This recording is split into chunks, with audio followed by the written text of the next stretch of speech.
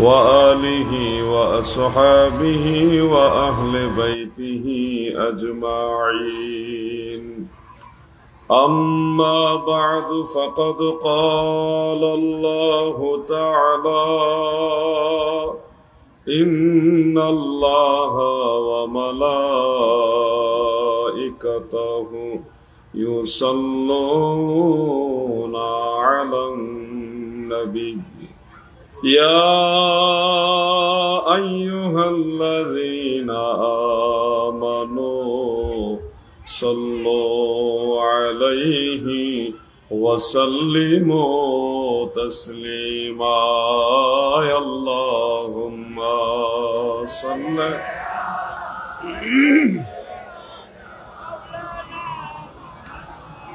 محمد وعلى آله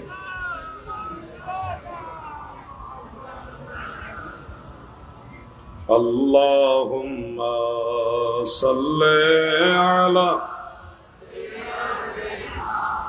مولانا محمد وعلى آله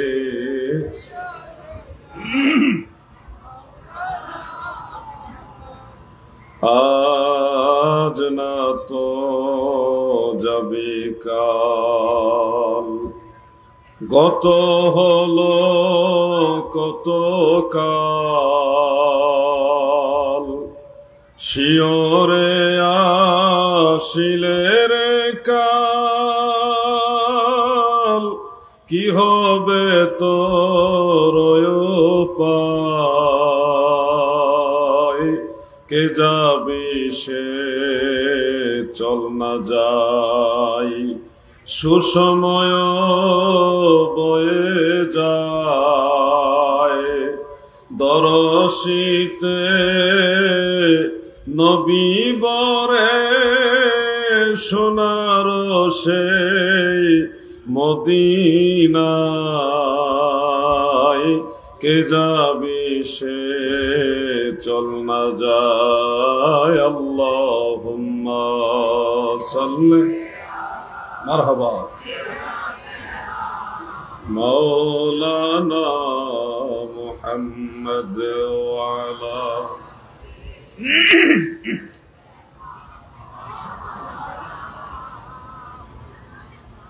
সবাই মিলে একটু জিকির করি আল্লাহর ওলির দরবার। বাহিরে পুরুষ লোক যারা আছেন, বাড়িতে যারা মা বোনেরা আছেন, সবাই পুরুষ লোকরা উচ্চ আওয়াজে, মা বোনেরা নিচু স্বরে আল্লাহ তাআলার মহব্বতে সবাই মিলে একটু জিকির করি। ইসমে জাত আল্লাহ আল্লাহ আল্লাহ আল্লাহ আল্লাহ আল্লাহ আল্লাহ আল্লাহ আল্লাহ আল্লাহ আল্লাহ আল্লাহ আল্লাহ আল্লাহ আল্লাহ আল্লাহ আল্লাহ আল্লাহ। সবাই জিকির করেন, যুবক ভাইরাও জিকির করেন।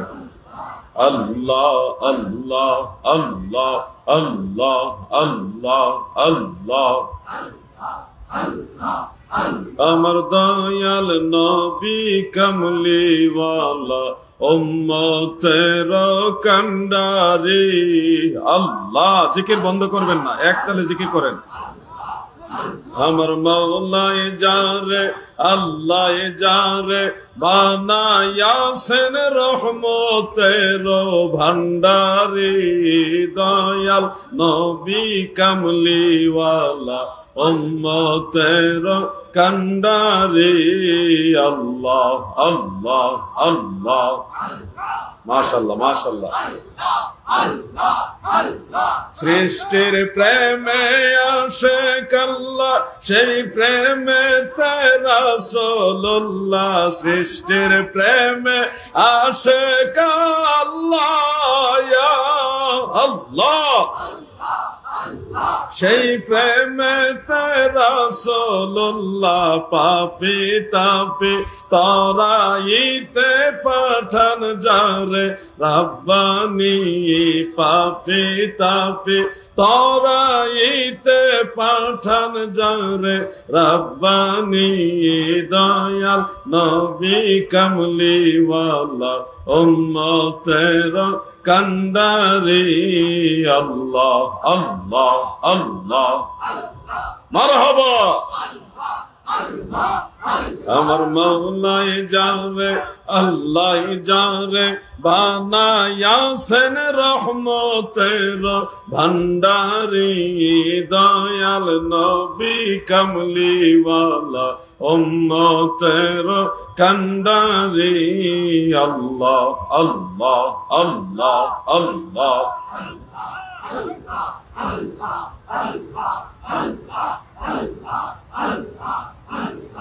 লা ইলাহা ইল্লাল্লাহ মুহাম্মাদুর রাসূলুল্লাহ সাল্লাল্লাহু আলাইহি ওয়া আলিহি ওয়াসাল্লাম। ঐতিহ্যবাহী চট্টগ্রামের পটিয়া থানাধীন আমির ভান্ডার দরবার শরীফের বার্ষিক উরুস শরীফ গাউসিয়া রহমান মঞ্জিল প্রাঙ্গণে আয়োজিত আওলাদে রসুল সাল্লাল্লাহু আলাইহি ওয়াসাল্লাম হাদিয়ে জামান মুর্শিদে বরহক रहनुमाए शरीयत व तरीक़ा हजरतुल अल्लामा मौलाना शाह सूफी सैयद मोहम्मद आबू सैयद शाह अमीर भंडारी अल कादरी अल चिश्ती अल नक्शबंदी अल मुजद्दिदी प्रकाश आबू शाह रहमतुल्लाह अलैहिर वेसाल वार्षिकी उपलक्षे पवित्र ईदे मिलादुन नबी सल्लल्लाहु अलैहि वसल्लम खत्मे बुखारी शरीफेर এই মাহফিলে যিনি সদারত করছেন আওলাদে রসুল हजरतुल हाज अल्लामा मौलाना शाह सूफी सैयद मोहम्मद तौहिद शाह अमीर भंडारी मद्दाजिल्लाहुल आली एवं रिप्रेजेंटेटिव हिसेबे मंचे रयेछेन शाहजादा सैयद मोहम्मद मुनव्वर मिसबा शाह अमीर भंडारी साहेब नायबे सज्जादानशील सह उलामाए केराम आमार आगे जिनि आलोचना पेश करेछेन हाफेज मौलाना वलिउल्लाह आशिकी साहेब सह एलाकार गण्यमान्य व्यक्तिबर्ग दरबार शरीफेर दायित्वशील सकल भाई बाबारा उपस्थित मुमिन मुसलमान भाई बंधुरा पर्दानिशीन मा बोनेरा सकलेर प्रति आमार आंतरिक अभिनंदन मुबारकबाद। शुरूते आल्लाह ताआलार शाही दरबारे शुक्रियातान सबाई मिले एकसाथे बोली आलहामदुलिल्लाह। परम दयालु मेहेरबान सर्वशक्तिमान महापराक्रमशाली आल्लाह जल्ला शानुहु आम्मा नवालुहुर रहमतेर दुआरे आरो शुक्रिया आदाय करी जे दयाल आल्लाह दया करे আমাদের মতো নালায়েক নাচিজ অধম অযোগ্যদেরকে তিনার হাবিবের উম্মত হওয়ার সৌভাগ্য দান করেছেন। এই জন্য শুকরিয়া দান আরেকবার বলি আলহামদুলিল্লাহ। এই বিশ্ব জুড়ে ঘোরে যার জোড়া পাবে না, আহা আমার নবীজির মতো আরেকজন পাওয়া যাবে? সেই নবী আল্লাহ আমাদেরকে দান করেছেন।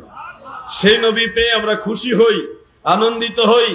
এতে অনেকের মনে কষ্ট যে কেন এই নবীজির আগমনের আনন্দের উপলক্ষে ঈদ উদযাপন করবে। বিভিন্ন ভাবে তারা এই কথাগুলোকে মুমিন মুসলমানদের মনে আঘাত হিসেবে বিভিন্ন যুক্তি উপস্থাপন করে কষ্ট দেয়। খবরদার মনে রাখবেন, এই দুনিয়াতে আল্লাহ তাআলা যত নিয়ামত দিয়েছেন, যত আল্লাহ তাআলার রহমত দিয়েছেন, সব নিয়ামতের চেয়ে বড় নিয়ামত হলো আমাদের দয়াল নবীজি। ঠিক কিনা ভাই? আল্লাহর হাবিব তিনি রাহমাতুল লিল আলামিন। আর কুরআনুল কারীম নিঃসন্দেহে নিয়ামত এবং রহমত কালামে কাদিম, কালাম এটা আল্লাহ তাআলার বাণী, কিন্তু এটা সমগ্র সৃষ্টি জগতের জন্য আল্লাহ রহমত হিসেবে ঘোষণা দেননি। ওয়ানুনাজ্জিলু মিনাল কুরআনি মা হুয়া শিফা ওয়া রাহমাতুল লিল মুমিনিন, লিল আলামিন নয়। কুরআনকে আল্লাহ তাআলা রহমত বলছে লিল মুমিনিন, মুমিনদের জন্য রহমত। কারণ এই কুরআন দিয়ে অনেক মানুষ হেদায়েত পায় এবং এই কুরআন দিয়ে বহু মানুষ গুমরাহ হয়ে যায়। ইউদিল্লু বিহি কাসীরা ওয়া ইয়াহদি বিহি কাসীরা, কুরআন দিয়ে বহু মানুষ হেদায়েতের রাস্তা পায় এবং সেই কুরআন দিয়ে বহু মানুষ গুমরাহির পথেও চলে যায়। কিন্তু আল্লাহর হাবিব রাহমাতুল লিল আলামিনের মাধ্যমে গোটা সৃষ্টি জগতের সবাই রহমত পায়। সুবহানাল্লাহ। এজন্য নবীজির বিষয়টা অবশ্যই নবীর উম্মত যারা, নবীর আদরের উম্মত যারা, নবীর প্রেমিক উম্মত যারা, তাদের কাছে অনেক বড়। এটাই সব ঈদের বড় ঈদ, সবচেয়ে বড় আনন্দের ঈদ। ঠিক কিনা? এই জন্য আশিক রাসূল বলেন, নবী প্রেম শোধা পান কর সবে মন, বেদনা যাত না জুড়াইবে। খোদা প্রাপ্তি তোর তরে লাভ হবে নবী পদবিনে ভাব সবে মিশে।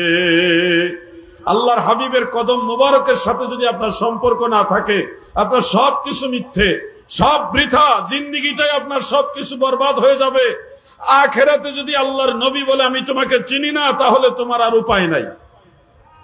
আর আল্লাহর হাবিব যদি কোনো গুনাহগারকে বলে হে আমার আল্লাহ এই লোকটা আমার উম্মত, তাহলে সেই লোক নবীর শাফাআতে জান্নাতে যাবে, এতে কোনো সন্দেহ। এই দুনিয়ার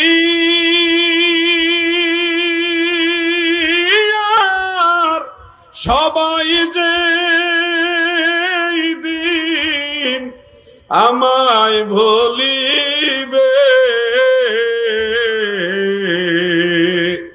দয়াল নবী সেই দিন দেখতে আসবেন কবরে।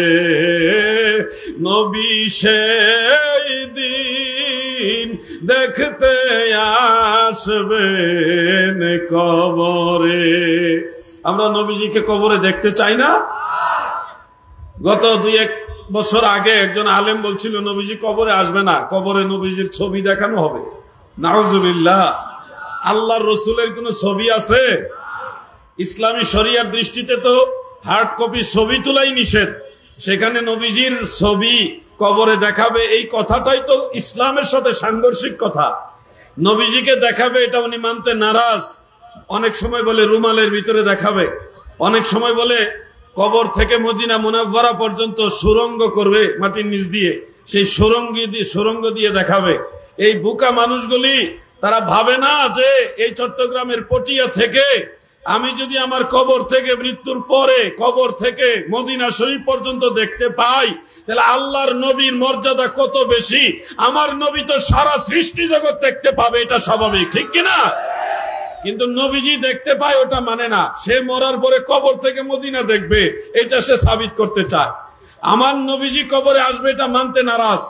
অথচ হাদিসে যেটা উল্লেখ করেছে, বিশুদ্ধ হাদিসে, কবরের মধ্যে 3টা প্রশ্ন হবে। 3 নম্বর প্রশ্নটাই হলো মা কুনতা তাকুলু ফি হাযার রাজুল, এই উপস্থিত ব্যক্তি সম্পর্কে তুমি কি বলতে? এই প্রশ্নের উত্তর আপনি তখন দিবেন। কিভাবে দিবেন? ইমাম মুহিউদ্দিন নববী রাহমাতুল্লাহ আলাইহি মুসলিম শরীফের শরহ আল মিনহাজের মধ্যে লিখতেছেন, এমনকি মেরকাতের মধ্যে মোল্লা আলী কারি রহমাতুল্লাহ আলাইহি তিনিও লিখেছেন, এবং শিহাবউদ্দিন কাস্তাল্লানি রহমাতুল্লাহ আলাইহি মাওয়াহিবুল লাদুনিয়ার মধ্যে এই কথাটা উল্লেখ করেছেন। যদিও তিনি একটা ভিন্ন মত উল্লেখ করেছেন, কিন্তু ইমাম নববীর ফায়সালা হলো যে হাজা এটা ইসমে ইশারা, এটা হাজিরের ফায়দা দেয়, উপস্থিত ব্যক্তির ফায়দা দেয়। অর্থাৎ যখন প্রশ্ন করা হবে মা কুনতা তাকুলু ফি হাযার রাজুল, এই হাজার রাজুল দিয়ে বোঝা যায় নবীজি আপনার কাছে হাজির থাকবে, নবীজিকে আপনি দেখবেন, নবীজি আপনাকে দেখবেন। এই অবস্থায় ঈমানি জবানে সেদিন আমার নবীজিকে দেখে নবীর কালেমা পড়ে সাক্ষী দিবেন হাযা নবিয়ুনা মুহাম্মাদুর রাসূলুল্লাহ সাল্লাল্লাহু আলাইহি ওয়াসাল্লাম। আমরা নবীজিকে কবরে চিনতে চাই কিনা? মহব্বতে বলেন চাই কিনা? বন্ধু নাই রে, বান্ধব নাই রে, যেই জায়গায় ওই জায়গার বান্ধব নবী মুস্তাফায়, ওই জায়গার বান্ধব নবী মুস্তাফায়। আল্লাহুম্মা সাল্লি ওয়া আলা আলি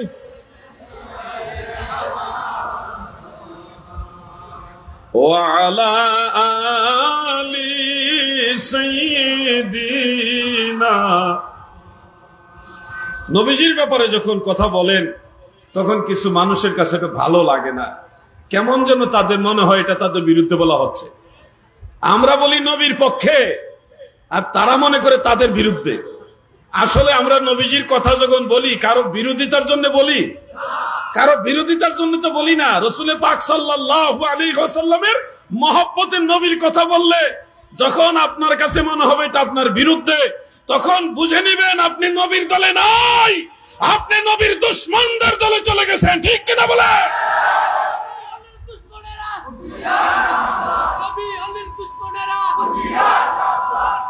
নারায়ে তাকবীর, নারায়ে রিসালাত, আহলে সুন্নাত ওয়াল জামাত, আমির ভান্ডার দরবার শরীফ, এইভাবে স্লোগানগুলো দিবেন।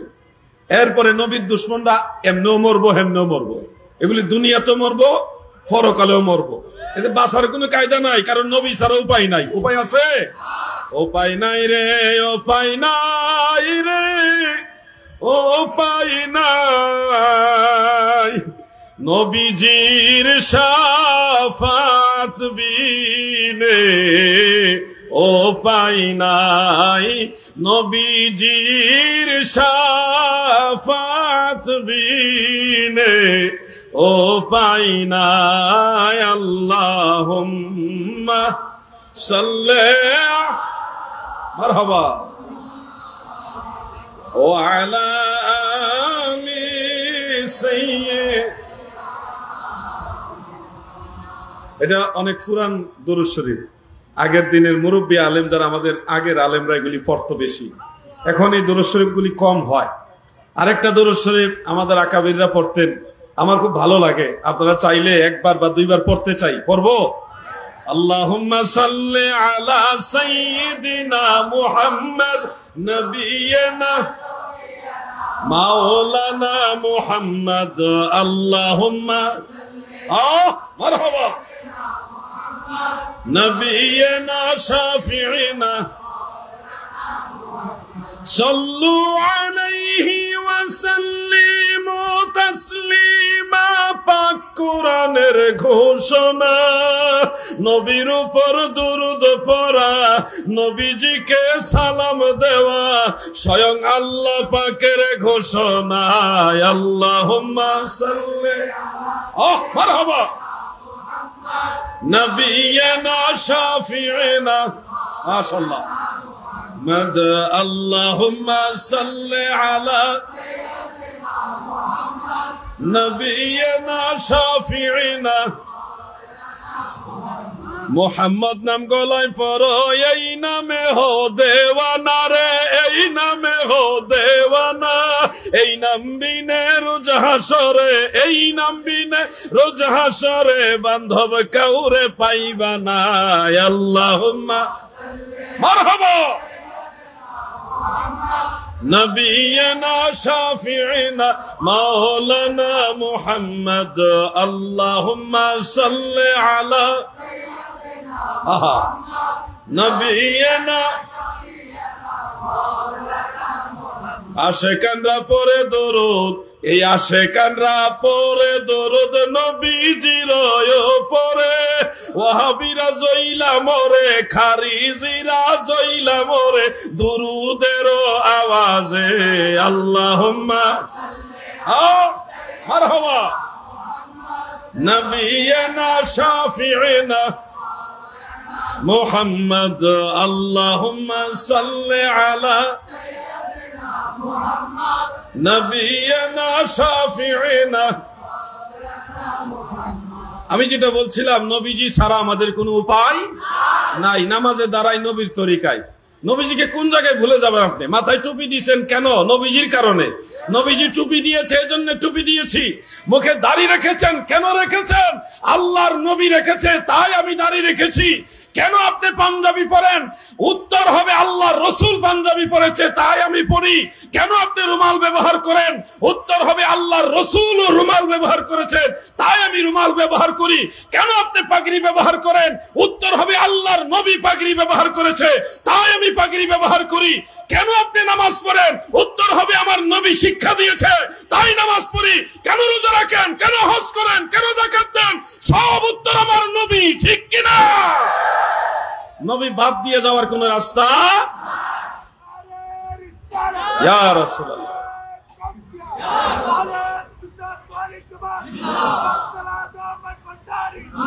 প্রিয় ভাই আমার, দিলের কান লাগায় কথাগুলো শুনবেন।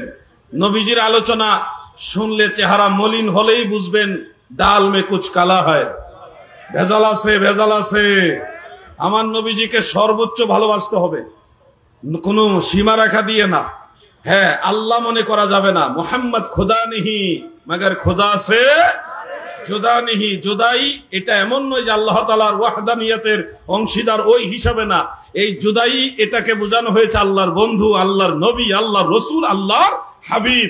আল্লাহ তাআলার সাথে প্রেমের সম্পর্কের ব্যাপারে নবিউল্লাহ, রসুলুল্লাহ, হাবিবুল্লাহ আরো যত লকব রয়েছে, এই সব দৃষ্টিতে আমার নবীকে আল্লাহ থেকে জুদা করা যাবে।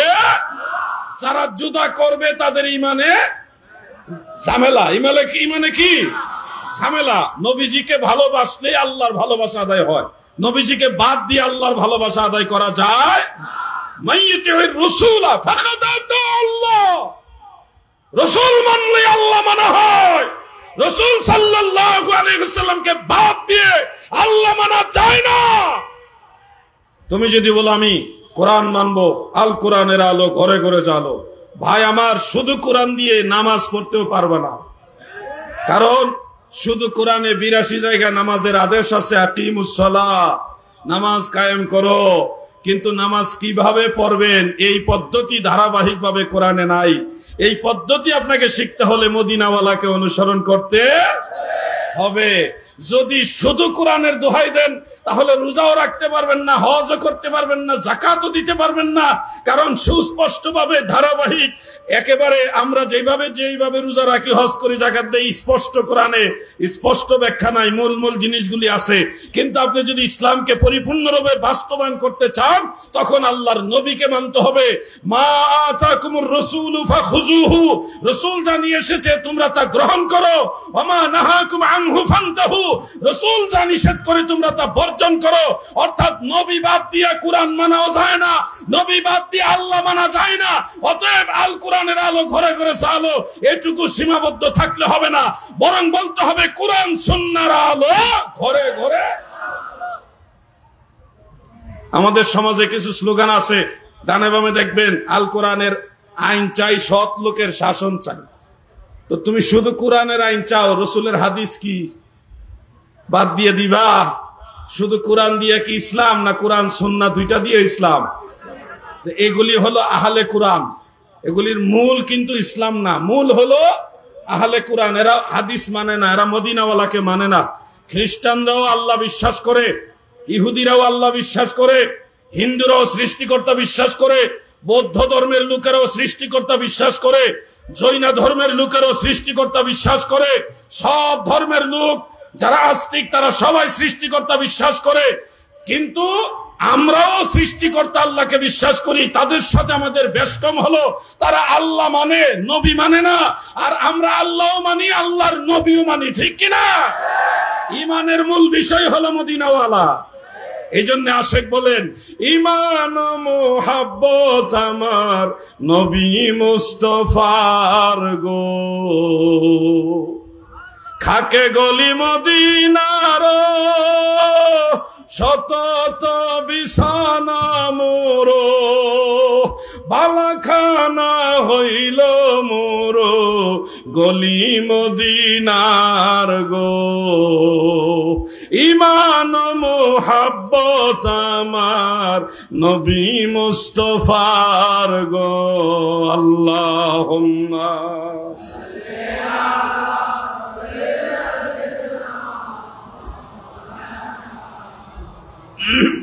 ওয়ালা আলি।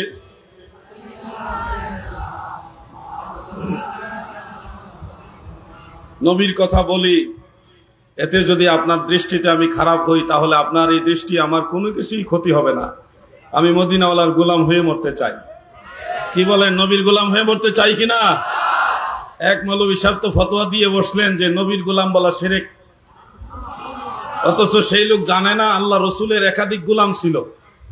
হযরতে সাফিনা, যিনি কাফেরদের হাতে বন্দী হয়ে গেছিলেন, কোন কারণ বশত আল্লাহ পাকের সাহায্যে তিনি কাফেরদের হাত থেকে পালায়ে এসে এক জঙ্গলে ঢুকে গেছিলেন। সেখানে এক বাঘের সামনে এসে পড়ে গেলেন। মিশকাত শরীফে এবং অন্য শরীহ সুন্নাহর মধ্যে ইমাম বগবী এটা উল্লেখ করেছেন। বাঘের সামনে যখন উনি পড়ে গেলেন হযরতে সাফিনা, তিনি বললেন, হে জংলার বাঘ, তুমি জানো আমি কে? আমি আল্লাহর হাবিবের গোলাম সাফিনা। যখন এই কথা বলল, নবীর গোলাম হিসেবে পরিচয় দিল, বাঘ তখন লেজ নাড়ায়, কোনো আঘাত করে না, বরং পাহারা দিয়া দিয়া মদিনার সীমানা পর্যন্ত পৌঁছায় দিয়ে গেছে। জঙ্গলের বাঘ নবী চিনে, কিন্তু এই কপাল পুরা ওয়াহাবি নজদির গোষ্ঠীরা নবী চিনে না। তোমাদের জন্য আফসোস, তোমরা তোমাদের নবীকে সম্মান করতে জানো না। বোকা কোথাকার বহু সাহাবী ছিল যারা নবীর গোলাম। এখনো পর্যন্ত কেউ যদি মনে করে আমি রসুলের গোলাম হব, আর আল্লাহর রসুল যদি কোনো একবার স্বপ্নের যুগে এসে বলে তোমাকে আমি গোলাম হিসেবে গ্রহণ করলাম, তাহলে তোমার আর টেনশন নাই, নবীর গোলামের কোনো ভয় নাই। ঠিক কিনা বলে? আগের দিন একটা গজল ছিল, নবীজির গোলামের, নবীজির গোলামের কোন চিন্তা নাই, চলো নবীজির জান্নাতে মদিনাতে যাই। পুরাতন গজল এগুলি যখন হঠাৎ করে শুনি ভালো লাগে। আজকেও আমি হঠাৎ করে গাইলাম, অনেক দিন পরেই গাইলাম। নবীর কথা বললেই ভালো লাগে। খবরদার, ঈমান নষ্ট করা যাবে না। বহু রকমের ছলনা চতুর্দিক থেকে আসবে। এই বাংলা ভারতবর্ষে অনেক সাহাবী এসেছে, মনে রাখবেন। এই বাংলাদেশে ঐতিহাসিকভাবে জানা যায় 4 জন সাহাবী এসেছেন। কয়জন? 4 জন রাসূল পাক সাল্লাল্লাহু আলাইহি ওয়াসাল্লামের সাহাবী বাংলাদেশে এসেছে। তার বাস্তব চিত্র দেন 2টা। একটা চিত্র হলো বাংলাদেশের লালমনিরহাটে একটা মসজিদ পাওয়া গেছে, যে মসজিদের মধ্যে স্থাপন কাল, যেটা স্থাপিত কাল, এটা লেখা আছে 67 হিজরি, 66 হিজরি। এই 66 হিজরি সালে লালমনিরহাটে মসজিদ বানাইছে রসুলের সাহাবারা। সেই মসজিদ খুঁজে পাওয়া গেছে। দ্বিতীয় আরেকটা মসজিদ সম্ভবত 60 থেকে 70 হিজরির দিকে, 62 হতে পারে, 60 থেকে 70 হিজরির দিকে ব্রাহ্মণবাড়িয়া জেলা আখাউড়া থানা খরমপুর গ্রামে একটা মসজিদ আছে। হযরতে সৈয়দ আহমদ গেসু দারাজ ওরফে কেল্লা শহীদ রহমতুল্লাহ আলাইহির দরবারের যে মসজিদ, এটা কিন্তু উনার আমলের না, আরো আগের মসজিদ। ওই মসজিদটা স্থাপিত কাল হলো 60 থেকে 70 হিজরি, সম্ভবত 62 হিজরির দিকে।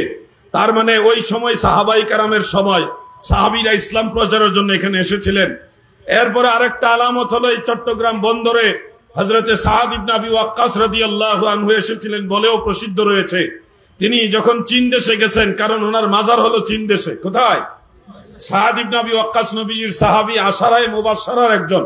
সেই সাদ রাদিয়াল্লাহু আনহু যখন চীন দেশে যায়, তখন এই চট্টগ্রাম বন্দরে এসেছিলেন মর্মেও প্রসিদ্ধ রয়েছে। অতএব সাহাবীদের জামানাতেই বাংলাদেশে ইসলাম এসেছে। রাজশাহী অঞ্চলে একটা ইতিহাস পাওয়া যায় যেখানে সাহাবীদের আমলে ইসলাম প্রচারের একটা সূত্র রয়েছে। 4 জন সাহাবী এই বাংলাদেশে এসেছে। কয়জন সাহাবী? এর পরবর্তীকালে দফায় দফায় এই চট্টগ্রামে 12 আউলিয়া, সিলেটে 360 আউলিয়া, এরপরে এইভাবে উত্তরবঙ্গে অনেক আউলিয়া কেরাম এসেছে, তারা ইসলাম প্রচার করে গেছেন। হযরতে শাহ সুলতান কমরউদ্দিন রুমি রহমাতুল্লাহ আলাইহি, তিনি 445 হিজরিতে ইন্তেকাল। ইমাম আবু বকর বাইহাকি রহমাতুল্লাহ আলাইহির সমসাময়িক একজন আল্লাহর ওলি। তিনার মাজার হলো সেই নেত্রকোনার মদন থানায়, সেখানে হলো ওনার মাজার। শাহ সুলতান কমরউদ্দিন রুমি, উনি গাউসে পাকেরও আগের। বাংলাদেশে ইসলাম এসেছে বড় পীর আব্দুল কাদের জিলানী রহমাতুল্লাহ আলাইহির আগে। তার মানে বুঝতে পারছেন বিষয়টা? আপনারা কিন্তু একেবারে উড়াইয়ে দেওয়ার, ফেলে দেওয়ার মানুষ না। এই দেশে ইসলাম অনেক আগে আসছে। গাউসে পাকের জন্মের আগে ইসলামে বাংলাদেশে এসেছে। তার প্রমাণ হলো শাহ সুলতান কমরউদ্দিন রুমি, উনি ইন্তেকাল হয়েছে 445 হিজরিতে। এর আগেই তো তিনি এসেছেন, ইসলাম প্রচার করে গেছেন। হযরত শাহজালাল, শাহপুরান, 360 আউলিয়া, এই চট্টগ্রামে 12 আউলিয়া, অসংখ্য আউলিয়া কেরাম এসেছে, ইসলাম প্রচার করেছে। শুনতে পাচ্ছি ঢাকায় হযরতে শাহ সুফি শরফুদ্দিন চিশতি রহমতুল্লাহ আলাইহির মাজার নাকি একটা মহল ভেঙে দিবে। খবরদার, মৌচাকে ঢিল মেরো না, পানির নিচে লুকায়াও বাঁচতে পারবে না। শাহ হযরতে শরফুদ্দিন চিশতি তিনি আল্লাহর ওলি, এই ব্যাপারে কোনো সন্দেহ নাই। এখনো পর্যন্ত সেই দরবার থেকে প্রতিদিন লঙ্গরখানার মাধ্যমে বহু ক্ষুধার্ত মানুষের খাবার দেওয়া হয়, অসহায়ের আশ্রয় দেওয়া হয়। সেই শরফুদ্দিন চিশতি রহমাতুল্লাহ আলাইহির মাজার ভেঙ্গে এখানে তারা বহুতল বিশিষ্ট বিশাল বড় অট্টালিকা বানাবে, বিশাল বড় এই করবে। মাজার ভাঙ্গার এই স্বপ্ন বলবো না, এই দুঃস্বপ্ন দেখবেন না। প্রয়োজনে নবীর দুশমন, আল্লাহর ওলিদের এই দুশমনদের বিরুদ্ধে যুদ্ধ ঘোষণা করা হবে। এই দেশ কোন নাজদির দেশ না, এই দেশ কোন খারেজির দেশ না, এই দেশ আল্লাহর ওলিদের দেশ। যতদিন আমরা বেঁচে আছি, ওলি আল্লাহর সৈনিকরা বেঁচে আছে, কোন ওলি আল্লাহর মাজারে হাত দিতে দেওয়া হবে না, হবে না, হবে না।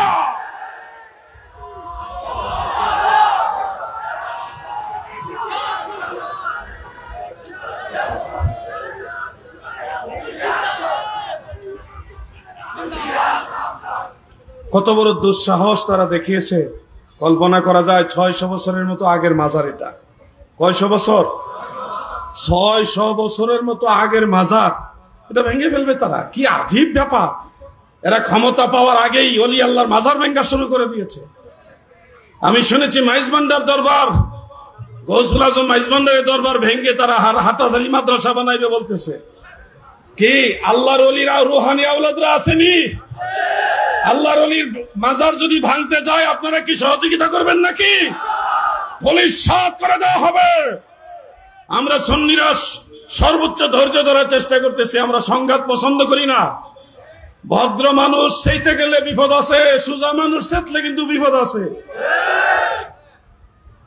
ওলি আল্লাহর মাজার ভেঙে ফেলবে, কি আজীব ব্যাপার! হাইকোর্টের রায় রিট করা হয়েছে, মাজার ভেঙে ফেলবে। আল্লাহর ওলি কাকটা কেমন একজন আল্লাহর ওলি, যার দরবার থেকে বহু মানুষকে প্রতিদিন খাবার খাওয়ায় ফ্রি। যারা খাবার পায় না, সারাদিন ক্ষুধার্ত, বহু মানুষ সেই দরবারে গিয়ে খাবার খাইতেছে। লঙ্গরখানা আছে, আল্লাহর ওলিদের দরবারে লঙ্গরখানা আছে না নাই? সেখানে খাবার খাওয়াচ্ছি, সে মাজার ভেঙে ফেলবে, দরবার ভেঙে ফেলবে। এরা বিল্ডিং এর আমাদের দেখায় যে বিল্ডিং, আরে সারা পৃথিবী একদিকে, আর আল্লাহর নবী রাসূল পাক সাল্লাল্লাহু আলাইহি সাল্লাম, সাহাবায়ে কেরাম, আউলিয়ায়ে কেরাম আরেক দিকে। ঠিক কিনা ভাই?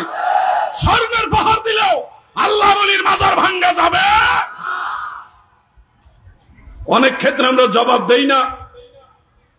কিছু কিছু ভণ্ড আছে যাদের সাথে আহলে সুন্নাহ ওয়াল জামাতের সম্পর্ক নাই, তাদের উপরে অ্যাটাক হয়। তারা সুন্নিয়তের নাম বিক্রি করে, কিন্তু মূলত তারা সুন্নি না। এরকম কিছু ভণ্ডদের উপর আঘাত হয়েছে, যার কারণে আমরা অনেক সময় ব্যাপকভাবে কোনো উদ্যোগ নেই না। তবে হকপন্থী এই আমির ভান্ডার দরবার শরীফ, বাইশ ভান্ডার দরবার শরীফ সহ যে কোনো হক দরবার, যেটা আল্লাহর ওলির দরবার, এই ধরনের দরবারের দিকে যদি হাত বাড়ায়, সেই হাত সাথে নিয়ে বাড়িতে যেতে পারবেন। এর চেয়ে বেশি কিছু বলার দরকার নাই। আমরা এখনো নসিহত করি, ভালো হয়ে যান, ভালো হইতে পয়সা লাগে না। ওলি আল্লাহদের দিকে হাত বাড়াবেন না। আমরা ওলি আল্লাহদের দরবারে যাই, আল্লাহ বিল্লাহ করি, নামাজ কালাম করি, জিকির আজকার করি, দোয়া মুনাজাত কইরা নবীরে সালাতু সালাম দিয়া, খাইয়া খাওয়াইয়া মানুষের খাওয়াই, নিজেরও খাই, এই একটা ইবাদতে মশগুল থাকি। আমাদেরকে জ্বালাতন করবেন না। পাগল খাইবা গেলে বিপদ আছে, পাগলের বিচার নাই। কিন্তু আজকে সারা দেশে মোটামুটি অনেক জায়গায় এই বিষয়টা নিয়ে প্রতিবাদ হয়েছে। সুন্নি আলেমদের বিরুদ্ধে আবার মামলাও দেয়। কি একটা আজীব ব্যাপার! এরা ইসলাম কায়েম করবে, ইসলামী যারা স্কলার তাদেরকে জেলখানা ঢুকাইয়া ইসলাম কায়েম করবে। আরেকজনে বলতেছে মসজিদ থেকে ঘাড় ধাক্কা দিয়া এই সুন্নি বা আলেম যারা আছে এদেরকে বের করে তার দলের লোককে ঢুকাইবার জন্য। এই ধরনের কথা বাংলাদেশে বলা সাহস তারা পাচ্ছে। আমরা এগুলি শুনে মুসকি মুসকি হাসি। কেন জানেন? এই ধরনের পাগল লোক 1990 সালের পাগল, যেগুলো এই ধরনের পাগল লোক যেই সংগঠন আছে, ওই সংগঠনটাও আমাদের কাছে এরকম হাস্যকর সংগঠন। আমরা এগুলি গুরুত্ব দেই না, কারণ যেই লোক একই সাথে 1990 সালে এত কাম করতে পারে, এই 90 সালের বক্তা গুরুত্ব দেওয়ার প্রয়োজন মনে করি। আল্লাহ তাদেরকে হেদায়েত দান করে, বলে না আমিন। কিছু প্রতিবাদ করতে হবে। প্রতিবাদ কিছু করতে হবে, প্রয়োজনে মাঠে নামতে হবে। আমি মুর্শিদপুর দরবার শরীফকে কেন্দ্র করে মাওলানা হাসানুর রহমান হুসাইন নকশবন্দি, মাওলানা আবুল কাসেম গোলাম রব্বানী কাসেমি, তিনাকে সহ আরো এক ঝাঁক আলেম আমরা নেমেছিলাম। সবাইকে শুধু বলছিলাম খালি হাতে আইসেন না, তারা কিন্তু খালি হাতে আসে না। অতএব আত্মরক্ষার জন্য একটা করে পতাকা নিয়ে আসবেন, পতাকার একটা লাঠির মধ্যে বাইন্ধে নিয়ে আসেন। বুঝছেন বিষয়টা? একটা পতাকা নিতে হবে না তো, পতাকা তো আর এমনি এমনি উড়ে না, উড়াইবার জন্য একটা লাঠি নিয়ে আসবেন। যেইভাবে লাঠি নিয়ে পতাকা নিয়ে সুন্নি জনতা সেদিকে গিয়েছে, তখন তারা বুঝছে উপায় নাই আবুল হোসেন, উপায় নাই। আমরা যদি এইভাবে নাইমা যাই, উপায় নাই, ইন্ডিয়া যাইতে পারবা না, বঙ্গোপসাগর ছাড়া উপায় না। আল্লাহ তাদের হেদায়েত দান করুক, বলেন আমিন। আল্লাহুম্মা সাল্লি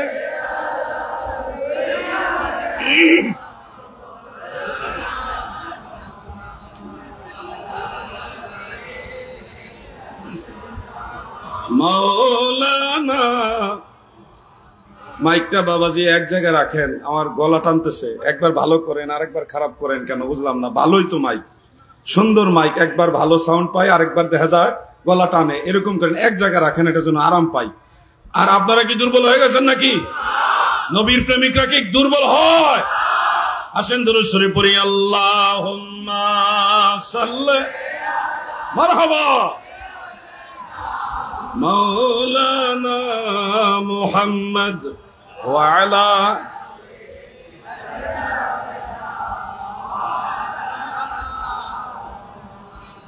আমার দাদু ভাইরা গভীর মনোযোগ, দিলের কান লাগায় শোনেন। ভাইজান, মানুষ বেশি হয়ে গেছে না? মানুষের বেশি চাপানো যাবে না, দেখা যাচ্ছে তো। এরা 2-2.5 ঘন্টা 3 ঘন্টা ধরে এখানে বসা, একটু নড়াচড়ার জায়গা না রাখলে গরমে এরা অসুস্থ হয়ে যাবে। মানুষ মেহমান দাওয়াত দিয়ে কষ্ট দেওয়া যাবে না। যারা দাঁড়াইছে তারাও নিয়ামত পাইতেছে, দাঁড়ায় থাকলেও এটা সওয়াব আছে। আমি মানুষকে কষ্ট দেওয়ার পক্ষে না, জায়গা থাকলে চাপাইতাম। জায়গা নাই, যেটুকু আছে এটুকু নড়াচড়ার জন্য লাগবে কি না? লাগবে না? একটা মানুষ এক জায়গায় 2 ঘন্টা 2.5 ঘন্টা 3 ঘন্টা বসে থাকলে এমনিতেই সে নড়াচড়া করতে পারে না, শরীর দুর্বল হয়ে যায়। আপনারা বিরুদ্ধে আমি না, আপনারা জায়গা কইরা বইসা যান, যার যার যেখানে যেখানে জায়গা পাবেন বইসা যান, বইসা যান। লা ইলাহা ইল্লাল্লাহ, লা ইলাহা ইল্লাল্লাহ, লা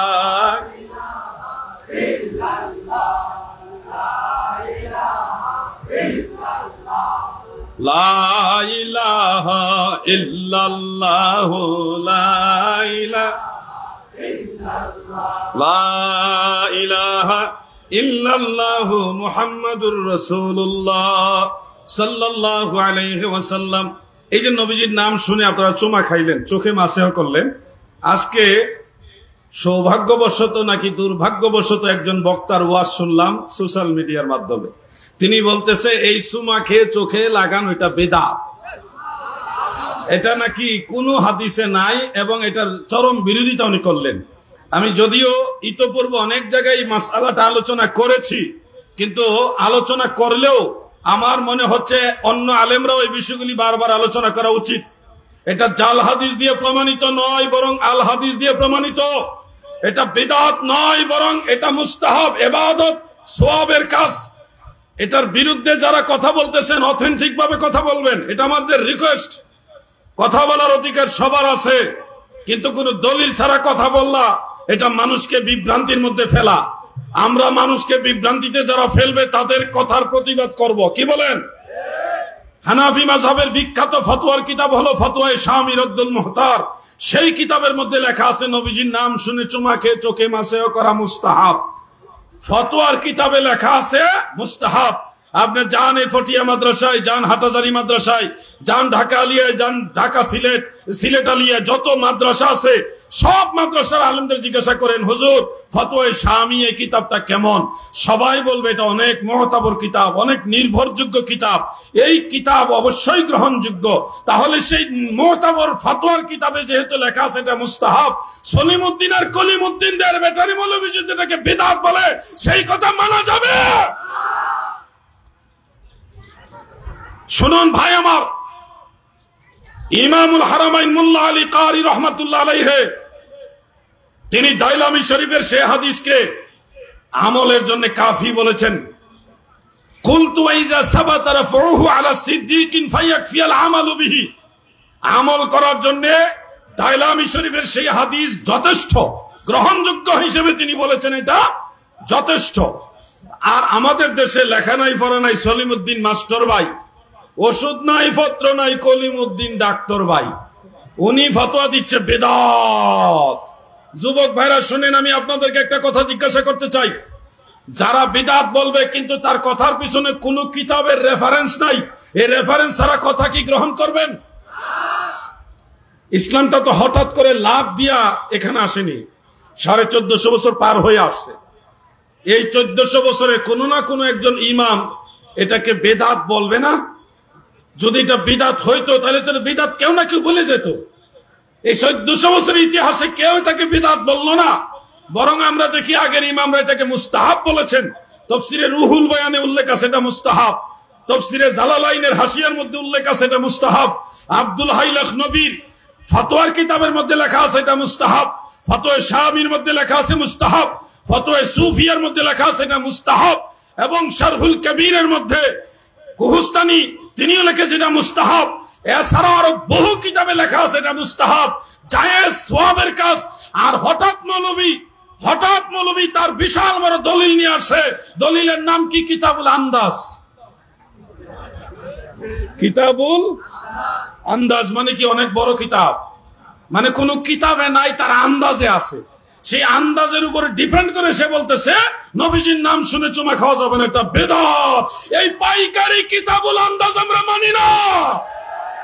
যদি ইলমি যোগ্যতা থাকে রেফারেন্স দিয়ে আসো, যমুক কিতাবে লেখা আছে এটা বেদাত, কোন মন গড়া ফতোয়া চলবে না, ঠিক কিনা বলে?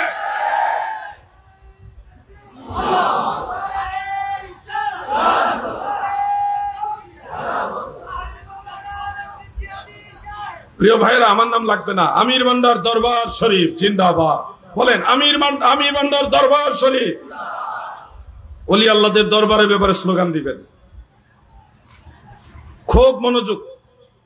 আমাদের যুব সমাজের জন্য একটা কথা বলি, আমি আমার আলোচনাটা শেষ করতে চাচ্ছি। 12টায় আলোচনা শেষ করার ইচ্ছা ছিল, কিন্তু বৃহৎ ছাড়তে আমার বুরহান ভাই আমাকে রিকোয়েস্ট করেছে একটু বেশি আলোচনা করতে হবে, সেজন্য আর একটা মাসআলা বলে আমি আমার আলোচনাটা ইতি টানবো ইনশাআল্লাহ। যুবক ভাইদের উদ্দেশ্যে কথাটা, বিশেষ করে যারা সোশ্যাল মিডিয়াতে বিভিন্ন ধরনের হরেক রকমের হুজুরদের শায়েখদের বক্তব্য শুনেন, আপনারা এই কথাগুলো মনোযোগ দিয়ে শুনবেন। যদিও আলোচনাটা সবার কাছে খুব একটা বেশি মিঠা লাগবে না, কিন্তু এটা আপনাদের লাগবে। সেই আলোচনাটা হলো, ইদানিং অনেক শায়েখরা, তথাকথিত শায়েখরা বলছে বিদআত মানেই খারাপ। তাদের দলিল হলো কুল্লু বিদআতিন দলালা, প্রত্যেক বিদআতই হলো গুমরাহি, অতএব বিদআতে হাসানা বলতে কিছুই নাই, এগুলি কিছু মানুষরা বানায় লইছে। বিদআতে হাসানা তারা মানে না। এই ধরনের কিছু লোক ইদানিং আবির্ভাব হয়েছে, আপনাদের ডানে বামে হয়তো লক্ষ্য করলে পাবেন। বিদআতে হাসানা তারা মানে না, তারা বলে সাহাবীদের জমানায় তাবিঈদের জমানায় কোনো বিদআতে হাসানা ছিল না, পরে এটা বানানো হয়েছে। এরা জানে না রাসূল আকরাম সাল্লাল্লাহু আলাইহি ওয়াসাল্লাম পর্দা নেওয়ার পরে কুরআনুল কারীমকে প্রাথমিক পর্যায়ে হযরত আবু বকর সিদ্দিক রাদিয়াল্লাহু আনহু পান্ডুলিপি আকারে তিনি এক জায়গায় করেছিলেন। 30 পারা কোরআনকে প্রাথমিকভাবে কোরআনকে এক জায়গায় করেছেন হযরত আবু বকর সিদ্দিক রাদিয়াল্লাহু আনহু, আর চূড়ান্ত পর্যায়ে হযরত ওসমান যুন্নুরাইন রাদিয়াল্লাহু আনহু করেছেন। এইজন্য উনাকে জামিউল কোরআন বলা হয়। মনে রাখবেন এই কথাগুলো। তিনি চূড়ান্ত পর্যায়ে 30 পারা কোরআনকে এক জায়গায় করেছেন। এই যে 30 পারা কোরআনকে এক জায়গায় করার ব্যাপারে লিপিবদ্ধ আকারে, পান্ডুলিপি আকারে, এটা নিয়ে আপত্তি এসেছিল যে আল্লাহর নবী যেহেতু এটা করেননি, আপনারা কেন করছেন, আপনি কেন করতে চাচ্ছেন? তখন তিনি হযরত আবু বকর সিদ্দিক, আরেকটা রাওয়ায়াত সহিহ বুখারী হাদিসে বলে হযরত ওমর ফারুক সহ দুজনে আল্লাহর কসম খেয়ে বলছে, ওয়াল্লাহি আল্লাহর কসম, হাযা খায়র, এটা অনেক উত্তম কাজ, উম্মতের জন্য এটা কল্যাণকর। কোরআন শরীফ এক জায়গায় হওয়াতে আমাদের জন্য কি কল্যাণ হয়েছে না অকল্যাণ হয়েছে? কল্যাণ হয়েছে না? এই হলো পরবর্তীতে মুহাদ্দিসিনে কেরাম শারহুল মিশকাত, শারহে মিশকাতের মধ্যে ইমাম তিবি রহমাতুল্লাহ আলাইহি লিখেছেন যে সাহাবাই কেরামের জামানা এটা হলো প্রথম বিদআতে হাসানা, প্রথম বিদআতে হাসানা। অথচ এই গোষ্ঠী বলে সাহাবীদের জামানায় কোনো বিদআত ছিল না। বিদআত দুই রকম, একটা বিদআতে হাসানা আর একটা বিদআতে সাইয়্যা। এই দুই ধরনের বিদআতের দলিল সরাসরি রাসূলের হাদিসের মধ্যে আছে। যেমন সহিহ মুসলিমের মধ্যে অন্যান্য কিতাবের মধ্যে রয়েছে মান সান্না ফিল ইসলামে সুন্নাতান হাসানা কানা লাহু আজরুহ, অর্থাৎ যে ব্যক্তি ইসলামের মধ্যে কোনো ভালো রীতি বিদআতে হাসানা মানে হাদিসের ভাষায় এগুলির নাম হলো সুন্নতে হাসানা প্রবর্তন করবে, তার জন্য সওয়াব আছে, এই কাজের জন্য সওয়াব আছে। আবার যদি বিদআতে সাইয়্যা কেউ প্রচলন করে এটার জন্য গুনাহও আছে। তাহলে সহিহ মুসলিম থেকে দুই ধরনের নব আবিষ্কারের কথা নবীজির হাদিস থেকে জানতে পারলাম। একটা হলো উত্তম আবিষ্কার আর একটা মন্দ আবিষ্কার, একটা বিদআতে হাসানা আর একটা বিদআতে সাইয়্যা। সহজে বুঝবেন, যারা বলেন বিদআতে হাসানা বলতে রাসূলের যুগে সাহাবীদের যুগে কিছু ছিল না, এরা হাদিস পড়ে কিন্তু বুঝে না, খায় বেশি বুঝে কম, খায় বেশি বুঝে কম। সাহাবীদের জমানায় আরেকটা বিদআত যেটা বিদআতে হাসানা হিসেবে পরবর্তীতে সুন্নতে সাহাবা হিসেবে স্বীকৃত হয়েছে, সেটা হলো জুমার নামাজের প্রথম আজান, হাদিসের ভাষায় আজানে সালিস, 12:30 বা 12:15 যে জুমার আজান হয়, এটা কিন্তু নবীজির জামানায় ছিল না। এই আজান হযরতে ওসমান ইবনে আফফান রাদিয়াল্লাহু আনহু তিনার জামানায় যখন মুসলমানদের সংখ্যা বাড়ছে, মানুষের নামাজের প্রতি আগের থেকে এলান করার জন্য এই আজানটা তিনি আবির্ভাব করেছিলেন। হযরত আব্দুল্লাহ ইবনে ওমর রাদিয়াল্লাহু আনহু তিনি বলেছেন হাযাল আযানু বিদআতুন, এই আজান হলো বিদআত। এই বিদআত শব্দ দ্বারা উনি বিদআতে সাইয়্যা বুঝায়নি, এই বিদআত শব্দ দ্বারা উনি বিদআতে হাসানা হিসেবে মানুষকে বুঝিয়েছেন। এটা নতুন আবিষ্কার, কিন্তু নাজায়েজ না।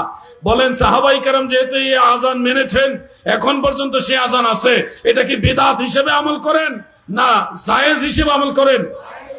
এই জায়েজ বিদআতটা কখন থেকে আসলো? সাহাবীদের জামানা থেকে আসলো। 3 নম্বরে যারা মনে করেন তাবেঈদের যুগে বিদআত ছিল না বা বিদআতে হাসানা ছিল না, তাদেরকে বলছি জুমার নামাজের সানি খুতবায়, জুমার নামাজের সানি খুতবা মানে দ্বিতীয় খুতবায় ইন্নাল্লাহা ইয়া'মুরুকুম বিল আদলি ওয়াল ইহসান ওয়া ইতাইজিল কুরবা ওয়া ইয়ানহা আনিল ফাহশাই ওয়াল মুনকার ওয়াল বাগয় ইয়াইজুকুম লাআল্লাকুম তাযাক্কারুন। এই যে আয়াতে কারিমা পড়া হয়, এই আয়াতে কারিমা রাসূলের যুগে সাহাবীদের যুগে কোরআন শরীফের এক জুমার খুতবার মধ্যে ছিল না।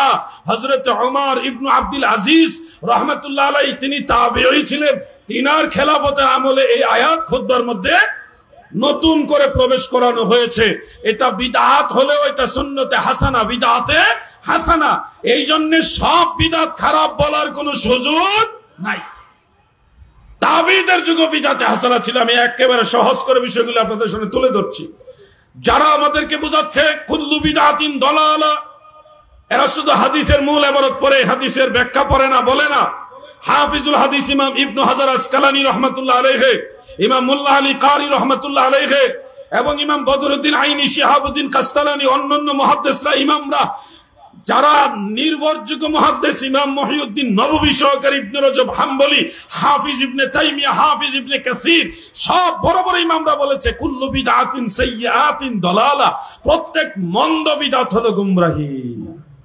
ভালো বিদআত গুমরাহি না, মন্দ বিদআত গুমরাহি। এখন যদি বলে বিদআতে হাসানা মানি না, মানা যাবে না, তাহলে 1400 বছরে সাহাবাই কারাম, তাবেঈগণ, পরবর্তীতে 4 মাযহাবের ইমামগণ বা পরবর্তীতে আরো যত আইম্মাই কারাম ছিল, তাদের সবাইকে আপনি অমান্য করা লাগবে। নাউজুবিল্লাহ বলেন। এই জন্য যারা এই ধরনের ফিতনা তৈরি করবে, সেই ফিতনা থেকে আপনারা সাবধান থাকবেন। আমি আসলে এই ধরনের অন্যমনস্ক হয়ে যদি এদিক ওদিক তাকান, আসসালামু আলাইকুম, ভালো আছেন, খেয়াল করি নাই, লড়াচড়া এদিক ওদিক তাকাবেন না। আমি বলেই ফেলি, তাহিরি সাহেবের সাথে আমি মাহফিল করতে চাই না। ওনার শ্রোতাগুলি কেমন যেন অন্যমনস্ক, এরা ওয়াজ বুঝে না, খালি হই হুল্লোড় চিল্লাপাল্লা করে। ওনার সাথে যে কোনো মাহফিল করলাম, ওয়াজ করতে গেলে খালি এদিক তাকায়, ওদিক থেকে ক্যামেরার দিকে ঘুরায়, ওদিকে ঘুরায়, মানে ওয়াজের ফায়েজ কিছুক্ষণ পাই, কিছুক্ষণ পাই না। এজন্য একটু ওনাকে ওনার মতোই প্রচার করতে ছেড়ে দিয়ে আমরা আমাদের মতো করি। আমাদের বেশি শ্রোতা দরকার নেই, আমার প্রয়োজন 100 জন শ্রোতা দরকার, যারা আমার কথাগুলি শুনবে, মানবে এবং এগুলি এস্টাবলিশ করবে। আমার ওয়াজ শুনে আপনি ঠিক জোরে জোরে চিল্লান দিলেন, হই হুল্লোড় করলেন, সকালবেলা দেখা গেছে আপনাদের নামাজে পাওয়া গেল না। পরের দিন সুন্নিয়তের কোনো গুরুত্বপূর্ণ কাজ আপনাকে পাওয়া গেল না, এরকম শ্রোতা আমার দরকার। আমার 100 জন হোক, ওই 100 জনই আমার কাজে লাগবে। কথা শুনতে হবে, এদিক ওদিক তাকাইলে তখন আমাদের আর মন মানসিকতা থাকে না কথা বলার মতো। পাইকারি কথা বলি না দাদু, যে কথাগুলি বলি এগুলি আপনারা বের করতে হলে নিজেরা যদি ট্রাই করেন অনেক কষ্ট করা লাগবে। 4-5 মিনিটে যতগুলি কিতাবের হাওলা দেই, যতগুলি ইমামের নাম বলি, এগুলি স্টাডি করে বের করতে আপনাদের সময়ের ব্যাপার, একটা ব্যাপার স্যাপার আছে। অতএব আপনাদের ধৈর্য চাই, কথাগুলি মনোযোগ দিয়ে শুনবেন। আর শুনতে না চাইলে আলহামদুলিল্লাহ কম বলবো, কিন্তু আপনাদের বিরক্তির কারণ হতে চাই না। দরুদ শরীফ পড়ি, আল্লাহুম্মা সাল্লি মাওলানা মুহাম্মদ ওয়া আলা।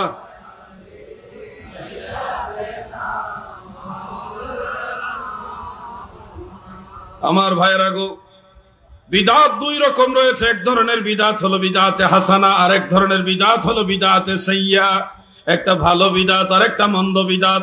ভালো বিদাত গুলি অনেক সময় ওয়াজিব হয়, অনেক সময় মুস্তাহাব হয়, অনেক সময় মুবাহ হয়।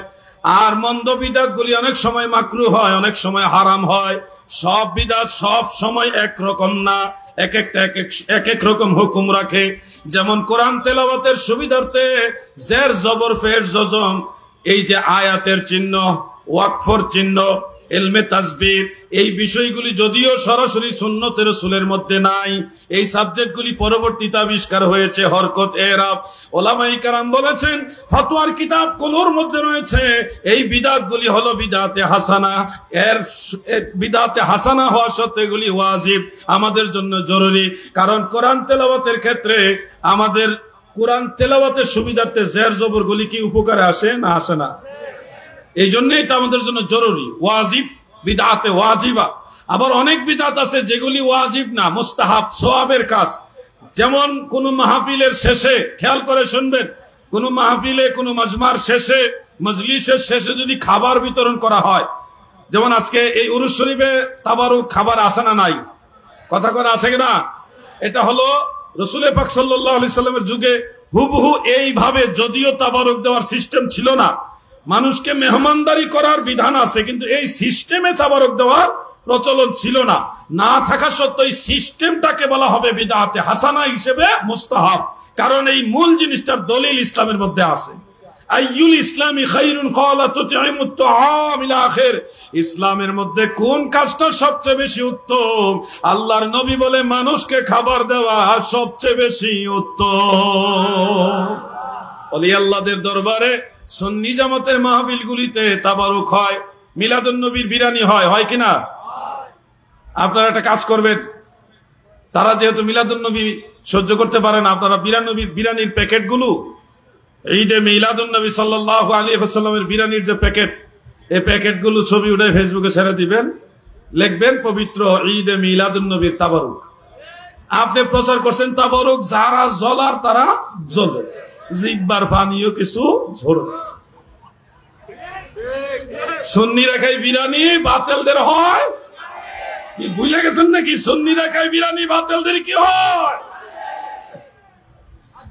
এরা কয় মাজার লাগবে না, মাজার ইসলামে নাই, ইসলামের কোন পরিভাষায় মাজার নাই। আমি গত পরশুদিন একটা পোস্ট দিছিলাম, যারা আমার ফেসবুক ওয়ালের সাথে আছেন, ফ্রেন্ড লিস্টের সাথে আমরা যারা একসাথে আছি, আপনারা নিশ্চয় দেখেছেন যে মাজার সাহাবারা নিজেরাও করছে। এরকম জাস্ট 2টা হাদিস শরীফ দিছি আর কয়েকটা ফেকার কিতাবের আবার দিয়ে একটা পোস্ট করছি, প্রায় 2000 শেয়ার হয়েছে। মানুষ জানতোই না, এরা আজীবন প্রচার করছে ইসলামে কোনো মাজার নাই। যুবকদেরকে বুঝাইছে মাজার মানে ভেঙে ফেলতে হবে, কারণ হাদিস শরীফে সহিহ মুসলিম আছে, নাহা রাসূলুল্লাহি সাল্লাল্লাহু আলাইহি ওয়াসাল্লাম আইয়ুজাসসাসাল কবর ওয়া আইয়ুকআদ আলাইহি ওয়া আইয়ুবনা আলাইহি। মানে কবরে চুনকাম করা, কবরের উপরে বসা এবং কবর পাকা করা নবীজি নিষেধ করেছেন। এই হাদিস শরীফটা দিয়ে আপনাদের যুবকদেরকে বুঝায় যে ইসলামে কোনো মাজার নাই, উঁচা মাজার ভেঙে ফেলতে হবে, আল্লাহর নবী নিষেধ করছে। কিন্তু মাজার পাকা করার পক্ষে যে আরো হাদিস শরীফ আছে, এগুলি তারা জানেই না। আমার জানা মতে 50টার উপরে মাজার পাকা করার, মাজার করার দলিল আছে 50টার উপরে। কয়টার উপরে দিছি? মাত্র 2টা। এতেই যদি এই নাড়াছাড়া, 2টা হাদিস শরীফ জাস্ট আমি ফেসবুকে প্রচার করছি, তাও এর চেয়ে আরো শক্তিশালী দলিল আমার কাছে মজুদ আছে, আলহামদুলিল্লাহ। এত করে তারা লড়াছাড়া বেড়ে গেছে। অনেকে প্রশ্ন করে যে হুজুর তাইলে নবীজি যে কবর পাকা করতে নিষেধ করছেন, ওয়া আইয়ুব না আলাইহে, ইহার উপরে কবরের উপরে বেনা সৃষ্টি করবে না, কবর পাকা করবে না, নবীজির নিষেধ, এটার ব্যাখ্যা কি? এই ব্যাখ্যাগুলো আপনাদের জানতে হবে। কবর পাকার মাসআলা সম্পর্কে ফুকাহায়ে কেরাম বলেছেন, সাধারণ মুসলমান মারা গেলে তাদের কবর পাকা করা জায়েজ নাই। সাধারণ মুসলমান মারা গেলে তাদের কবর পাকা করা জায়েজ নাই। সহিহ মুসলিমের এই হাদিস শরীফ এই ক্ষেত্রে প্রযোজ্য। কিন্তু যেহেতু নবীজি নিজেই তার নিজের নবীজির পুত্র হযরতে ইব্রাহিম রাদিয়াল্লাহু আনহু ইন্তেকাল করার পর ওনারও মাজার বানাইছেন নবীজি, উপরে বড় বড় লাল কাকর দিয়া, পাথর দিয়া, ওনার কবর শরীফের উপরে পাথর দিছে, এই টুকরা বড় বড় পাথরের টুকরা দিয়া নবীজি মাজার বানাইছিলেন নবীজির পুত্র হযরত ইব্রাহিমের মাজারের উপরে। সাহাবায়ে কেরাম সবাই মোটামুটি মাজারের পক্ষে। তিনারা মাজার বানাইছেন এবং ওসিয়ত করেছেন, আমি ইন্তেকালের পরে আমার কবরের উপরে তোমরা ইট দিয়া পাকা করবা, স্টোক দিবা, পাথর দিয়া পাকা করবে, এই ধরনের ওসিয়ত পর্যন্ত করছে। সেহেতু বোঝা যাচ্ছে একতরফা মাজার পাকা সবার ক্ষেত্রে নিষেধ না। তাইলে এক হাদিস মানবো আর 50টা হাদিস অস্বীকার করবে, এরকম তো হইতে পারে না। এক হাদিসকে আরেক হাদিসের বিরুদ্ধে নাকি? নিশ্চয় এখানে কোন একটা রহস্য আছে। রহস্যটা হলো ফুকাহায়ে কেরাম বলেছেন, ইজা কানাতিল মাইয়িত মিনাল মাশাইখ ওয়াল উলামা ওয়াস সাদাত, যখন মৃত ব্যক্তি কোন শেখ হবে, বড় আল্লাহর ওলি হবে, বুজুর্গ হবে, বড় হক্কানি আলেম হবে, অথবা আওলাদে রাসূল হবে, তাদের কবর পাকা করা বা মাজার বানানো জায়েজ আছে, কোনো অসুবিধা নাই। ওহুয়াল মুখতার, এটাই হলো নির্ভরযোগ্য কথা। মারহাবা বলেন। এই দলিলগুলো আপনাদেরকে তারা সব সময় বলে না, জানেও না, জানলে না বলতো। এই ফিতনার যুগে আপনাদের বলি, আমরা সাধারণ মানুষের কবর পাকার পক্ষে কথা বলি না, আমরা ওলি আল্লাহর মাজারের পক্ষে কথা বলি। মাজার শব্দটা আরবি শব্দ। যারা মনে করেন মাজার শব্দ কোরআন হাদিসে নাই, আপনাদেরকে বলছি কোরআন হাদিস বুঝার মতো সেই ক্যাপাসিটি আপনার নাই। যদি ক্যাপাসিটি থাকতো তাহলে মাজার কোরআন হাদিসে নাই বলতেন না। মাজার শব্দটা হলো ইসমে জরফ। জরফের 2 প্রকার, একটা জরফে জামান আর একটা হলো জরফে মাকান। একটা হলো স্থানবাচক একটা বিষয়ের নাম, আর একটা হলো কালবাচক বিষয়ের নাম। যেটা স্থানবাচক একটা বস্তুর নাম হয়, এটাকে বলা হয় জরফে মাকান, স্থানবাচক। এই যে আল্লাহর ওলির কবর শরীফ মুমিন মুসলমানরা জিয়ারত করে, বলেন কি করে? আমার সাথে উত্তর দেন, কি করে? জিয়ারত করে। এই জিয়ারত জারা ইয়াজুর, এই গর্দানে মিলে ইসমে জরফ হলো মাজার। মাজার মানে হলো মাউদিউজ জিয়ারা, জিয়ারতের স্থান। যেই কবরকে মুমিন মুসলমানরা অধিক পরিমাণে জিয়ারত করে, কি করে? ঘুমাই রয়েছেন নাকি? কি করে? জিয়ারত করে। জিয়ারত ইসলামে আছে না নাই? জিয়ারত আছে, মাজার নাই, এটা কেমন কথা? জিয়ারত থাকলেই তো মাজার হয়। জিয়ারত আছে মানেই তো মাজার আছে। জিয়ারত যেই কবর বেশি ভাবে অধিক পরিমাণে করা হয়, এটাই তো মাজার।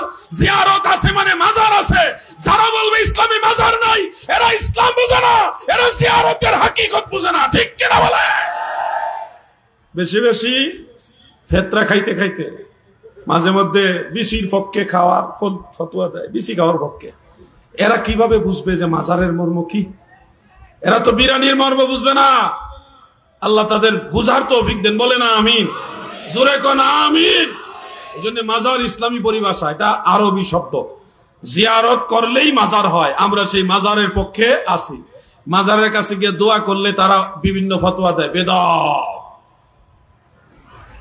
সবচেয়ে দুঃখজনক বিষয় হলো আমাদের জাতীয় মসজিদের সম্মানিত খতিব মাওলানা আব্দুল মালেক সাহেব, তিনি বলছে মাজার এটা ইসলামে নাই। মাজার এগুলি মানে এটা নেগেটিভ নিয়ে একটা বক্তব্য দিয়েছেন।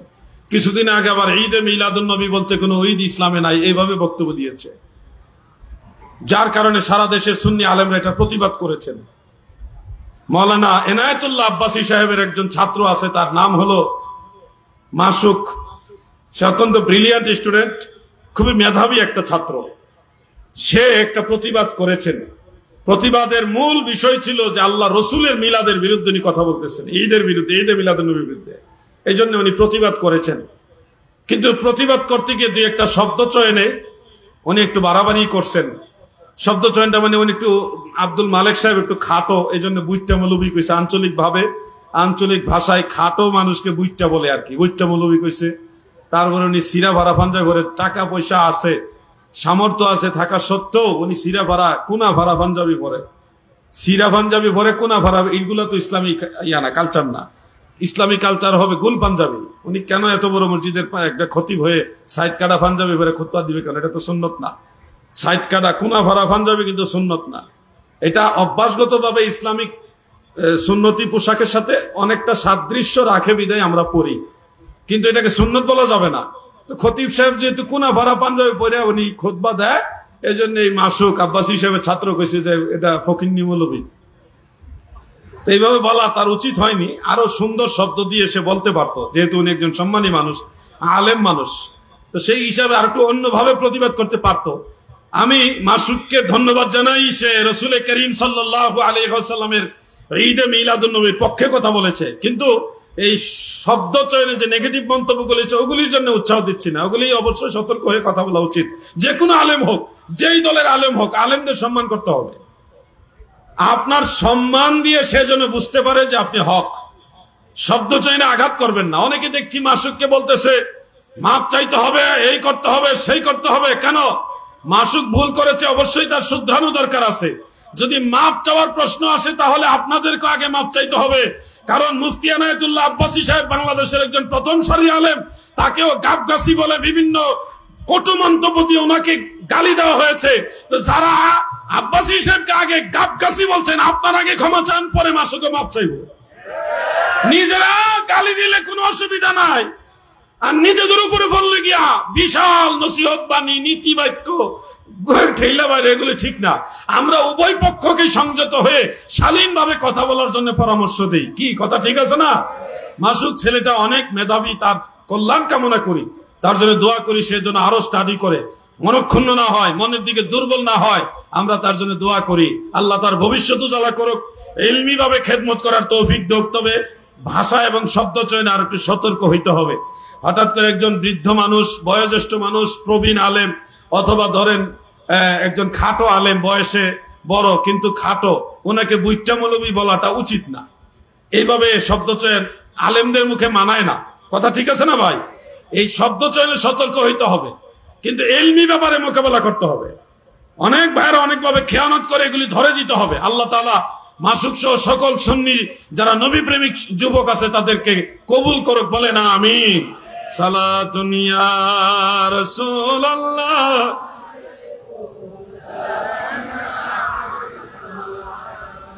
বলুন না, সবাই পড়ুন, সালাতুন ইয়া রাসূলুল্লাহ, সালামুন ইয়া হাবিবাল্লাহ।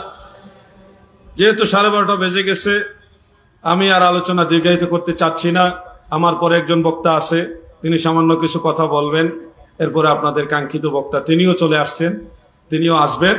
আমি আপনাদেরকে প্রায় 1.5 ঘন্টার মতো বিরক্ত করলাম, কিছু কথা বললাম, আপনারা এগুলি মানবেন, অনুসরণ করবেন। তবে অনুরোধ করি, নামাজ ছাড়বেন না। নামাজ ছাড়া কোনো তরিকা নাই, নামাজ ছাড়া যাবে না। আল্লাহর দোহাই লাগে 5 ওয়াক্ত নামাজ পড়বেন। খবরদার, কেউ যদি আপনাকে নামাজ ছেড়ে দেওয়ার জন্য উৎসাহিত করবে, সে শয়তান। সে কি? শয়তান। নামাজ 5 ওয়াক্ত পড়বেন। ফরজ নামাজের পাশাপাশি সুন্নত এবং নফল নামাজগুলি বাড়াবেন। অবসর সময়গুলি সেজদাতে কাটাবেন, আল্লাহর সাথে কথা বলবেন। সেজদায় গিয়ে আল্লাহর সাথে কথা বলবেন। আল্লাহ আপনার সব কথা শুনে, আপনার সব কথা জানে। অতএব আল্লাহর সাথে সম্পর্ক বাড়ান, সম্পর্ক বাড়ান। মাজার জিয়ারত করবেন, মাজারের কাছে গিয়ে আদবের সাথে বসবেন। মাজার ওয়ালার কাছে গিয়ে এমন ভাবে বসবেন যেভাবে জীবিত অবস্থায় একজন আল্লাহর ওলির দরবারে বসতে হয়। একজন আল্লাহর ওলির কাছে জীবিত অবস্থায় যেভাবে আদবের সাথে বসতে হয়, ইন্তেকালের পরে ওনার মাজার শরীফের কাছে ওইভাবে আদবের সাথে বসতে হবে। এটা মেরকাতের মধ্যে উল্লেখ আছে। সেখানে গিয়ে সূরা ফাতিহা, সূরা ইখলাস, সূরা তাকাসুর, যেভাবে আপনাদের জানা আছে দুরূদ শরীফ সহ, এগুলি পরে ইসালে সওয়াব করবেন, আল্লাহর ওলির উসিলা দিয়ে দোয়া করবেন। মনে রাখবেন, ইমাম শামসুদ্দিন জাহাবি সিয়ারু আলামিন নুবালার মধ্যে তারিখুল ইসলামের মধ্যে লিখেছেন, আদ-দুআউ মুস্তাজাবুন ইনদা কুবুরিল আমবিয়াই ওয়াস শুহাদাই ওয়াস সালিহিন। নবী রাসূল, সিদ্দিক, শুহাদায়ে কেরাম, আউলিয়ায়ে কেরাম যারা তাদের মাজারের কাছে গিয়ে যদি আপনি দোয়া করেন, সেই দোয়াটা নিশ্চিত আল্লাহর দরবারে কবুল হয়ে যায়। সুবহানাল্লাহ। এই জায়গাগুলি হলো দোয়া কবুলের একটা স্পেশাল জায়গা। হযরতে মূসা কাযিম রাহমাতুল্লাহ আলাইহি ছিলেন আওলাদে রাসূল। ওনার মাজার শরীফ হলো ইরাকের রাজধানী বাগদাদে, আমি জিয়ারত করেছি। হযরত ইমাম শাফিঈ রাহমাতুল্লাহ আলাইহি বলেন, আমি আওলাদে রাসূল হযরতে মূসা কাযিম রাহমাতুল্লাহ আলাইহির মাজারের পাশে দাঁড়িয়ে যত দোয়া করেছি সবগুলি দোয়া আল্লাহ তাআলা কবুল করেছেন। তিনার মাজার শরীফটা হলো দোয়া কবুলের একটা আশ্চর্য জায়গা। ইমাম শাফিঈ রাহমাতুল্লাহ আলাইহি বলেন, আমি যখন কোনো কঠিন পেরেশানিতে পড়ে যেতাম, কোন সমস্যার সম্মুখীন হতাম, ইমাম আবু হানিফার মাজারে গিয়ে দোয়া করতাম। প্রথমে 2 রাকাত নামাজ আদায় করতাম, তারপরে ওয়াসালতুল্লাহ ইনদা কবরিহি, আমি তিনার মাজারের পাশে দাঁড়িয়ে দোয়া করতাম। ইমাম আহমদ বিন হাম্বল রাহমাতুল্লাহ আলাইহি বলেছেন, খতিবে বাগদাদি তার তারিখে উল্লেখ করেন, হযরতে মারুফ কারখি রাহমাতুল্লাহ আলাইহি তিনার মাজার কারাক শহরে, আমি সেই মাজারও জিয়ারত করেছি। ইমাম আহমদ বিন হাম্বল বলেন যে ওই মাজারে যারা জিয়ারত করেছে এবং দোয়া করেছে তাদের প্রত্যেকটা দোয়া আল্লাহর দরবারে কবুল হয়ে যায়। সুবহানাল্লাহ। আমিও নিয়ত করে করে বিশেষ কিছু দোয়া করে আসছি, আলহামদুলিল্লাহ আমারও সেই দোয়াগুলি কবুল হয়েছে। আপনারাও এই আল্লাহর ওলিদের মাজারের কাছে গিয়ে বসবেন, তবে মাজারে সেজদা করবেন না, মাজারে জিয়ারত করবেন, আদবের সাথে বসবেন, সময় সুযোগ হইলে হাত দিয়ে ছুঁয়ে এইভাবে চুমন করবেন। আর যদি খাস মজলিস হয় তখন মাজারে সরাসরি চুমা খাওয়ারও বিধান আছে, এটা জমহুরের বিধান না হইলো বাদুল ফুকাহায়ে কেরাম এটা জায়েজ বলেছে, ফতোয়া আলমগীরের মধ্যে আছে। সুযোগ হইলে সবার সামনে না, তাইলে দেখা যাবে এই চুমা দিতে দিতে একসময় মানুষ সেজদা দেওয়া শুরু করবে। সতর্কতা, যে খাস মজলিস আছেন সেক্ষেত্রে আপনার মায়ের কবরে চুমা খাইতে পারবেন, বাবার কবরে চুমা খাইতে পারবেন, আল্লাহর ওলির কবরে চুমা খাইতে পারবেন, জায়েজ আছে। কিন্তু সবার সামনে যদি এক লোকে চুমা খাওয়া শুরু করেন, তখন ভুলবশত অজ্ঞতাবশত কিছু মানুষ সেজদা দেওয়া শুরু করবে, এটা আবার ফিতনার কারণ হয়ে যাবে। স্থান, কাল, পাত্র বুঝে আপনারা কাজ করবেন। আল্লাহ জ্ঞান দিয়েছে, ওই জ্ঞানটা খাটাইয়া কাজ করবেন। মাজার জিয়ারত করা যাবে, আল্লাহর ওলিদের কদম বুসি করা যাবে, কিন্তু সেজদা করা যাবে না। এগুলি মনে রাখবেন। সুন্নিয়তের শক্তি দিন দিন বাড়াইতে হলে পীর যার যার সুন্নিয়ত সবার স্লোগানে সবাই এক হয়ে যেতে হবে, সবাই এক কাতারে দাঁড়াইতে হবে। সামনে সময় আসতেছে, আমাদেরকে দাঁড়াইতে হবে। আমাদের 2-1 ভাই যে কোনো ভুলবশত হোক আর যে কোনো কারণে হোক, তারা হয়তো ভাবছে ওইটাই কল্যাণ, ওই কাজ করে আন্দোলন করছে। এখন তো আমাদের প্রায় 100-র উপরে মাজার, দরবার, খানকা ভেঙে ফেলা হয়েছে। এইভাবে চলতে থাকলে এটা তো দেশের জন্য একটা গৃহযুদ্ধের কারণ হয়ে যাবে।